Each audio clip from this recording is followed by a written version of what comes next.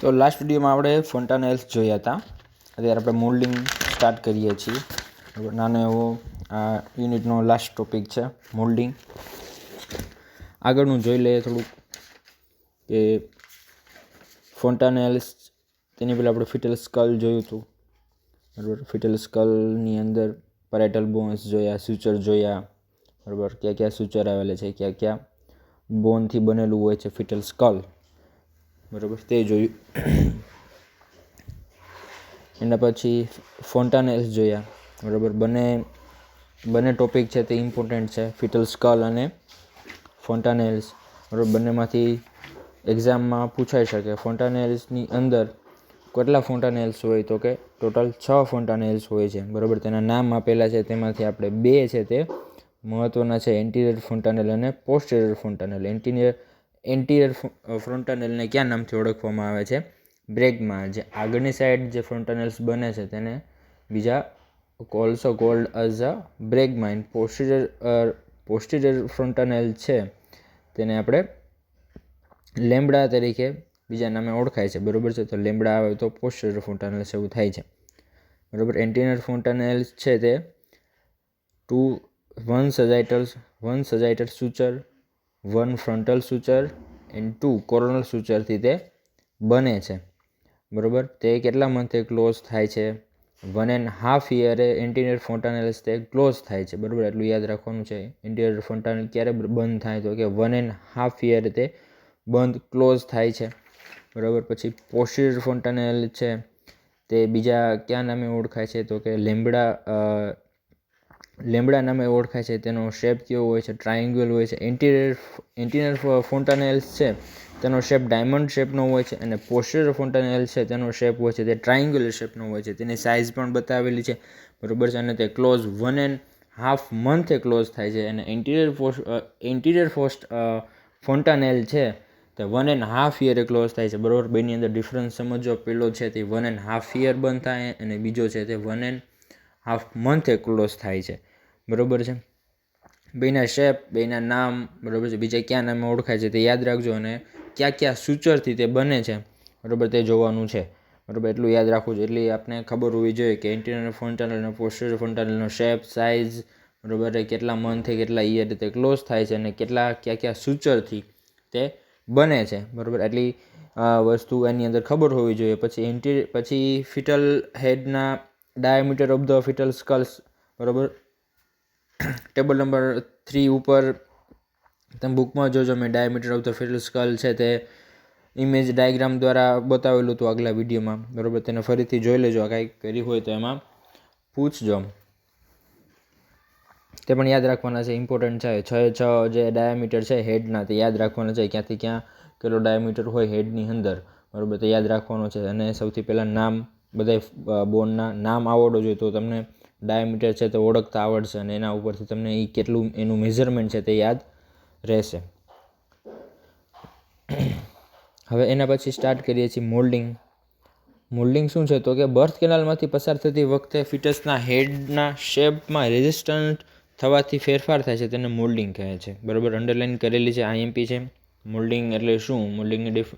Moulding કોને કહેવાય તો ખબર હોવી જોઈએ કે બર્થ કેનાલમાંથી પસાર થતી વખતે ફિટસના હેડના શેપમાં રેઝિસ્ટન્સ થવાથી ફેરફાર થાય છે, તેને મોલ્ડિંગ કહે છે. મતલબ કે જ્યારે બેબીનું બર્થ થાય છે, જ્યારે બેબી છે બેબીનું હેડ છે જે બર્થ કેનાલમાંથી પાસ આઉટ થાય છે, ત્યારે તેના શેપમાં રેઝિસ્ટન્સ, મતલબ કે તેના શેપ ઉપર, મતલબ કે તેના હેડ ઉપર પ્રેશર આવવાથી તેના શેપમાં ફેરફાર થાય છે. થોડો ઘણો તેનો શેપ છે તે અનશેપ થાય છે. બરાબર, તેના શેપમાં ફેરફાર જોવા મળે છે, તેને શું કહેવાય છે? મોલ્ડિંગ કહેવાય છે. બરાબર, આ યાદ રાખજો. પછી નોર્મલ ડિલિવરી વખતે ફિટસ સ્કલના ડાયામીટરમાં સામાન્ય રીતે 4 mm જેટલો ચેન્જ થાય છે. નોર્મલ ડિલિવરી વખતે ફિટલ સ્કલના ડાયામીટરમાં સામાન્ય રીતે 4 mm જેટલો ચેન્જ થાય છે. બરાબર, મતલબ કે એટલું મોલ્ડિંગ તેમાં થાય છે, તેમાં શેપમાં એટલો ચેન્જીસ આવે છે. તેનાથી બ્રેઇનમાં કોઈ તકલીફ થતી નથી. CSF અને બ્લડ બહાર નીકળવા છતાં સ્કલની અંદરનું વોલ્યુમ ઇન્કમ્પ્રેસિબલ રહે છે. બરાબર, થોડું ઘણું બ્લડ અને CSF સેરેબ્રોસ્પાઇનલ ફ્લુઇડ છે તે બહાર નીકળવા છતાં પણ ફિટસની અંદરનું વોલ્યુમ છે તે ઇન્કમ્પ્રેસિબલ રહે છે. મતલબ કે તે નોર્મલ રહે છે, તેના અંદર કંઈ એબનોર્માલિટી થતી નથી તેના વોલ્યુમની અંદર. પછી એનું મિકેનિઝમ છે કે હેડના એંગેજિંગ ડાયામીટરમાં કમ્પેરિઝન થવાથી તેના રાઇટ એંગલ ડાયામીટરની લંબાઈ વધે છે. એક્ઝામ્પલ એન્ટિરિયર વર્ટેક્સ પ્રેઝન્ટેશનમાં વેલ ફ્લેક્સ્ડ હેડમાં એંગેજિંગ સબ ઓક્સિપિટો બ્રેગ્મેટિક ડાયામીટર કમ્પ્રેસ થવાથી તેના રાઇટ એંગલ મેન્ટો વર્ટિકલ ડાયામીટરની લંબાઈ વધે છે. બરાબર, શું કહેવા માગે છે એ તો કે હેડના એંગેજિંગ ડાયામીટરમાં મતલબ કે જે હેડ છે તે મેટર્નલ પેલ્વિસની અંદર જે એંગેજ થાય છે, મતલબ કે તે ફિક્સ થાય છે. બરાબર, ડાયામીટરમાં કમ્પેરિઝન થવાથી એંગેજિંગ ડાયામીટર જે ફિક્સ થયેલો છે, બરાબર, હેડનો જે પાર્ટ મેટર્નલ પેલ્વિસમાં ફિક્સ થયેલો છે તેના ડાયામીટરમાં કમ્પેરિઝન થવાથી તેના રાઇટ એંગલ ડાયામીટરની લંબાઈ, બરાબર, રાઇટ એંગલ ડાયામીટરની લંબાઈ વધે છે. એક્ઝામ્પલ આપેલું છે કે એન્ટિરિયર વર્ટેક્સ પ્રેઝન્ટેશનમાં, બરાબર છે, ઉદાહરણ આપેલું છે કે પ્રેઝન્ટેશન કયું હોય તો કે એન્ટિરિયર વર્ટેક્સ પ્રેઝન્ટેશન, બરાબર, આગળની બાજુ હેડ હોય છે, બરાબર. એન્ટિરિયર વર્ટેક્સ પ્રેઝન્ટેશનમાં વેલ ફ્લેક્સ્ડ હેડમાં એંગેજિંગ સબ ઓક્સિપિટો બ્રેગ્મેટિક ડાયામીટર કમ્પ્રેસ થવાથી, બરાબર, પ્રેઝન્ટેશનમાં કયો પાર્ટ હોય છે તો કે સબ ઓક્સિપિટો બ્રેગ્મેટિક, બરાબર. સબ ઓક્સિપિટો બ્રેગ્મેટિક ક્યાંથી ક્યાં સુધી બને તે જોઈ લેજો. સબ ઓક્સિપિટો બ્રેગ્મેટિક ડાયામીટર કમ્પ્રેસ થવાથી મેં આગળના વિડીયોમાં બતાવેલું છે કે સબ ઓક્સિપિટો બ્રેગ્મેટિક ડાયામીટર કઈ રીતે બને, બરાબર. સબ ઓક્સિપિટો બ્રેગ્મેટિક ડાયામીટર કમ્પ્રેસ થવાથી તેના રાઇટ એંગલ મેન્ટો વર્ટિકલ ડાયામીટરની લંબાઈ વધે છે, બરાબર છે. જો એંગેજિંગ ડાયામીટર છે કે સબ ઓક્સિપિટો બ્રેગ્મેટિક, બરાબર, આ કમ્પ્રેસ થાય છે. હેડનો ઉપરનો જે પાર્ટ છે કે ઉપરથી પાછળનો પાર્ટ આવે છે સબ ઓક્સિપિટો બ્રેગ્મેટિક, બરાબર, એટલો પાર્ટ કમ્પ્રેસ થવાથી તેના રાઇટ એંગલ મેન્ટો વર્ટિકલ ડાયામીટરની લંબાઈ વધે છે, બરાબર. મતલબ કે હેડની લંબાઈ છે તે વધે છે. એક બાજુ કમ્પ્રેસ થાય, જે બાજુ કમ્પ્રેસ થાય તેની સામેની બાજુ હેડની લંબાઈ છે તે વધે છે. આ પ્રોસેસ દરમિયાન પેરાઇટલ બોન નજીકના બોન પર ઓવરલેપ થાય છે, બરાબર. આ પ્રોસેસ થાય છે. આ પ્રોસેસ દરમિયાન પેરાઇટલ બોન મતલબ કે બંને સાઈડના જે બોન કહેવાય તેને ઉપરના જે બંને સાઈડના બોન હોય તે કયા બોન છે? પેરાઇટલ બોન. યાદ રાખજો બોનના નામ. આ બધાએ અત્યાર સુધી જે જોયું તે યાદ રાખશો તો જ આગળના જે ટોપિક છે તે સમજાશે, ખબર પડશે.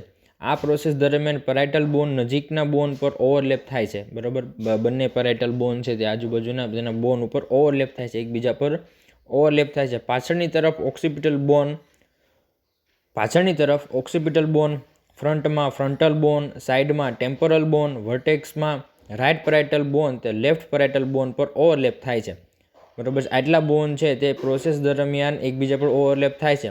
પાછળની તરફ કયું હોય તો કે ઓક્સિપિટલ બોન હોય છે, ફ્રન્ટમાં ફ્રન્ટલ બોન હોય છે, સાઇડમાં ટેમ્પોરલ બોન હોય છે, વર્ટેક્સમાં વર્ટેક્સનું કીધું છે કે વર્ટેક્સમાં રાઇટ પેરાઇટલ બોન, વર્ટેક્સ પ્રેઝન્ટેશનમાં રાઇટ પેરાઇટલ બોન તે લેફ્ટ પેરાઇટલ બોન પર ઓવરરાઇડ થાય છે, બરાબર. બંને રાઇટ અને લેફ્ટ પેરાઇટલ બોન હોય છે તે એકબીજા પર ઓવરલેપ થાય છે. બર્થ પછી થોડા કલાકોમાં મોલ્ડિંગ અદૃશ્ય થઈ જાય છે, બરાબર. આ એક નોર્મલ પ્રોસેસ છે, બરાબર. આમાં કોઈ પણ પ્રકારની ફિટસને કોઈ પ્રોબ્લેમ થતો નથી, તેના હેડમાં કંઈ પણ પ્રોબ્લેમ આવતો નથી. આ એક નોર્મલ પ્રોસેસ છે અને જે મોલ્ડિંગ છે તે બર્થ પછીના થોડાક સમયમાં તે અદૃશ્ય થઈ જાય છે. પછી એના ગ્રેડ આપ્યા છે, ગ્રેડ 1, 2, 3 એવા ગ્રેડ આપેલા છે મોલ્ડિંગના. તો ગ્રેડ 1 છે bone touching but not overlapping. Grade 1ની અંદર બોન એકબીજાને ટચ થાય છે પણ એકબીજા પણ ઓવરલેપ થતા નથી. Grade 2 overlapping but easily separated, બરાબર. ગ્રેડ 2ની અંદર બોન છે તે એકબીજા ઉપર ઓવરલેપિંગ થાય છે પણ તે ઇઝીલી સેપરેટ થઈ જાય છે, બરાબર. અમુક ટાઈમ પછી તે એની નોર્મલ પોઝિશનમાં તે આવી જાય છે. ગ્રેડ 3ની અંદર ફિક્સ્ડ ઓવરલેપિંગ થાય છે, બરાબર. ગ્રેડ 3નું મોલ્ડિંગ થયું હોય તો ફિક્સ્ડ ઓવરલેપિંગ થઈ જાય છે, બરાબર. મતલબ કે બોન છે તે ફિક્સ રહે છે, ઓવરલેપિંગ લાંબા ટાઈમ સુધી તે ફિક્સ રહે છે, તે ગ્રેડ 3ની અંદર આવે છે. હવે એના ઇમ્પોર્ટન્સ કીધા છે કે શું ઇમ્પોર્ટન્સ છે તેનું. પહેલું તો કે સ્લાઇટ મોલ્ડિંગ અનિવાર્ય અને ફાયદાકારક છે, બરાબર. સ્લાઇડ મતલબ કે નોર્મલ મોલ્ડિંગ છે તે અનિવાર્ય અને ફાયદાકારક છે. તેનાથી હેડ ઇઝીલી બર્થ કેનાલમાંથી પસાર થાય છે, બરાબર છે. મોલ્ડિંગ થવું છે તે મોલ્ડિંગ થાય તે ફાયદાકારક છે અને અનિવાર્ય, મતલબ કે તે થવું જોઈએ, જેનાથી હેડ છે તે ઇઝીલી બર્થ કેનાલમાંથી પસાર થઈ શકે. મતલબ કે તેનો હેડ છે એ અંદરનો જે ડાયામીટર છે એને અનુરૂપ તેનો સાઇઝ, તેની શેપ છે તે તેના શેપમાં ચેન્જ આવે છે, તેનાથી હેડ ઇઝીલી બર્થ કેનાલમાંથી પસાર થઈ શકે. બરાબર, તે ફાયદાકારક છે. સેકન્ડ છે વધારે મોલ્ડિંગથી સિવિયર ઇન્ટ્રાક્રેનિયલ ડિસ્ટર્બન્સ થવાથી ટેન્ટોરિયમ સેરેબ્રલ ફાટી જાય છે. બરાબર, વધારે કીધું છે કે વધારે મોલ્ડિંગથી સિવિયર ઇન્ટ્રાક્રેનિયલ ડિસ્ટર્બન્સ થાય છે, ઇન્ટ્રાક્રેનિયલ પ્રેશરની અંદર ડિસ્ટર્બન્સ થાય છે હેડના. ટેન્ટોરિયમ સેરેબ્રલ ફાટી જાય છે, જે ઉપરના જે લેયર છે, બરાબર, તેને ટેન્ટોરિયમ સેરેબ્રલ કીધું છે, તે ફાટી જાય અથવા સબડ્યુરલ હેમરેજ થાય છે. બરાબર છે, અંદરના લેયરમાં સબડ્યુરલ હેમરેજ થવાની શક્યતા છે. જો વધારે પડતું મોલ્ડિંગ થાય તો, વધારે પડતું હેડ ઉપર પ્રેશર આવે તો આ કન્ડિશન થાય છે. ત્રીજું છે મોલ્ડિંગના શેપથી પેલ્વિસમાં હેડની પોઝિશન ઓક્યુપાય થાય છે તેનો ખ્યાલ આવે છે. બરાબર, મોલ્ડિંગના શેપથી, બરાબર, હેડ છે તે એંગેજ થયેલું છે, હેડની પોઝિશન ફિક્સ થયેલી હોય, બરાબર, તો મોલ્ડિંગના શેપથી પેલ્વિસમાં હેડની પોઝિશન છે ઓક્યુપાય, મતલબ કે ફિક્સ થયેલી છે તેનો ખ્યાલ આવે છે. બરાબર, મોલ્ડિંગથી તે પણ ખ્યાલ આવી શકે છે. પછી કેપુટ સક્સીડિનમ કીધું છે. બરાબર, તે પણ એક નોર્મલ કન્ડિશન છે જે મોલ્ડિંગ દરમિયાન ફિટસ ડિલિવરી દરમિયાન, લેબર દરમિયાન કેપુટ સક્સીડિનમ છે તે જોવા મળે છે. તો શું કીધું છે આ બુકની અંદર? તો કે સ્કાલ્પ લેયરમાં ફ્લુઇડનો ભરાવો થવાથી સ્વેલિંગ થાય છે. બરાબર, હેડ જે ઉપરનો જે સ્કાલ્પ છે, બરાબર, તેના લેયરમાં ફ્લુઇડનો ભરાવો થવાથી સ્વેલિંગ થાય છે. ગ્રિડલ ઓફ કોન્ટેક્ટ ક્યાંક તો બોની અથવા તો ડાયલેટિંગ સર્વિક્સ અથવા તો વોલ્યુલર રિંગ હોય છે. સ્વેલિંગ બોગી હોય છે, બોગી મતલબ કે પોચું હોય છે, ફ્લુઇડ ટાઈપ સ્વેલિંગ હોય છે, ડિફ્યુઝ હોય છે, તથા સ્યુચર લાઇન ક્રોસ કરે છે. બરાબર, જે હેડના સ્યુચર છે એની વાત કરે છે કે સ્યુચર લાઇન ક્રોસ કરે છે, 24 કલાકમાં અદૃશ્ય થાય છે. તે મોટે ભાગે મેમ્બ્રેન રપ્ચર પછી જોવા મળે છે. બરાબર, ઇન્ટરનલ મેમ્બ્રેન છે, ઇન્ટરનલ ઓસ મેમ્બ્રેન છે, તે રપ્ચર થવા પછી જોવા મળે છે. કેપુટ સક્સીડિનમ છે તે કાંઈ નથી, સિમ્પલ છે. તેનો આપણે ઇમેજ જોઈએ તો ઇમેજની અંદર તમને કેપુટ સક્સીડિનમ જોવા મળે છે. બરાબર, હેડ છે થોડુંક લાંબુ થઈ જાય છે. બરાબર, ગમે એક પાછળની સાઈડ કાં ઉપરની સાઈડ, બરાબર, તેના પર પ્રેશર આવવાથી ઇન્ટ્રાક્રેનિયલ પ્રેશર છે તે વધે છે, જેનાથી સ્કાલ્પના લેયરની અંદર ફ્લુઇડ ભરાઈ જાય છે અને સ્વેલિંગ જોવા મળે છે. બરાબર, તેને શું કહેવાય છે? કેપુટ સક્સીડિનમ કહેવાય છે. બરાબર છે, અને તે 24 કલાકની અંદર છે તે અદૃશ્ય થઈ જાય છે. હેડ શેપ તે પાછું તેના નોર્મલ શેપની અંદર આવી જાય છે. પછી એનું ઇમ્પોર્ટન્સ શું છે? તો કે લાંબા સમય સુધી હેડની સ્ટેટ પોઝિશન બતાવે છે. કેપુટનું લોકેશન પેલ્વિસમાં હેડની પોઝિશન ઓક્યુપાય થયેલ બતાવે છે. બરાબર, કેપુટ લાંબા સમય સુધી હેડની સ્ટેટિક પોઝિશન, મતલબ કે લાંબા સમય સુધી હેડ છે તે અંદર ફિક્સ થયેલું છે તેવી પોઝિશન બતાવે છે. કેપુટનું લોકેશન પેલ્વિસમાં હેડની પોઝિશન ઓક્યુપાય થયેલ બતાવે છે. બરાબર, કેપુટનું લોકેશન, કેપુટ સક્સીડિનમ હેડમાં કઈ બાજુ થયેલું છે, બરાબર, કઈ સાઈડ થયેલું છે, બરાબર, તે હેડની પોઝિશન ઓક્યુપાય થયેલ બતાવે છે. અને ડિગ્રી ઓફ ફ્લેક્શન બતાવે છે કે કેટલા ડિગ્રી ઓફ ફ્લેક્શન, મતલબ કે પેલ્વિસ બોનની અંદર હેડ છે તે કેટલું નીચે આવેલું છે તે ડિગ્રી ઓફ ફ્લેક્શન દર્શાવે છે. લેફ્ટ પોઝિશનમાં કેપુટ રાઇટ પેરાઇટલ બોન પર અને રાઇટ પોઝિશનમાં લેફ્ટ પેરાઇટલ બોન પર હોય છે. ફ્લેક્શન વધે તેમ કેપુટ વધારે પોસ્ટિરલ બને છે. બરાબર, કેપુટ સક્સીડિનમનું કીધું છે કે લેફ્ટ પોઝિશનમાં કેપુટ રાઇટ પેરાઇટલ બોન પર આવે છે. બરાબર, લેફ્ટ સાઈડ હોય હેડ તો રાઇટ સાઈડ છે કેપુટ રાઇટ પેરાઇટલ બોન પર અને રાઇટ પોઝિશનમાં હોય તો લેફ્ટ પેરાઇટલ બોન પર હોય છે. ફ્લેક્શન વધે તેમ કેપુટ વધારે પોસ્ટિરલી બને છે, મતલબ કે જે સાઈડ હેડ ઉપર પ્રેશર આવે છે, બરાબર, તેની ઉલટી સાઈડ છે, મતલબ કે રાઇટ હોય તો લેફ્ટ સાઈડ છે તે કેપુટ સક્સીડિનમ છે તે બને છે, થાય છે.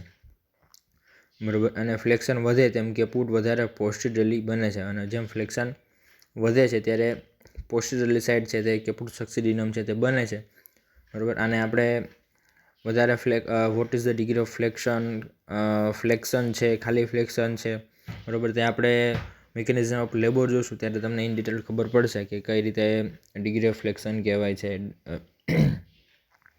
મેમ્બ્રેન રપ્ચર છે તે ક્યારે થાય છે, બરાબર. આ અંદરની અમુક જે ટર્મ આવેલી હતી, બરાબર, તે તમને આગળના ટોપિકમાં તેમાં યુનિટમાં તમને ખબર પડશે.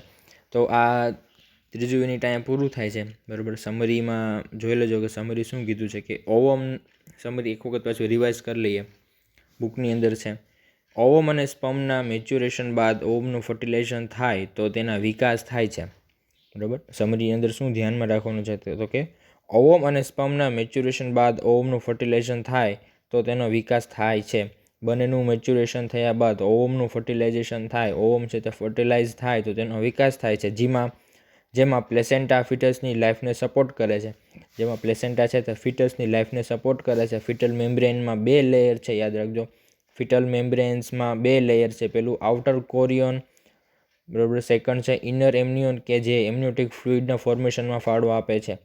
એમ્નિયોટિક ફ્લુઇડ દ્વારા મિડવાઇફ ફિટસ વેલબિંગની જાણકારી મેળવી શકે છે. એમ્નિયોટિક ફ્લુઇડ છે ગર્ભનું પાણી છે, તેના દ્વારા મિડવાઇફ છે તે ફિટસ વેલબિંગ સારું, તેની કન્ડિશન કેવી છે, વેલબિંગ છે કે નહીં તે જાણકારી મેળવી શકે છે. અમ્બલિકલ કોર્ડની રચના જાણી તેમાં થતી એબનોર્માલિટીઝને ઓળખી શકે છે.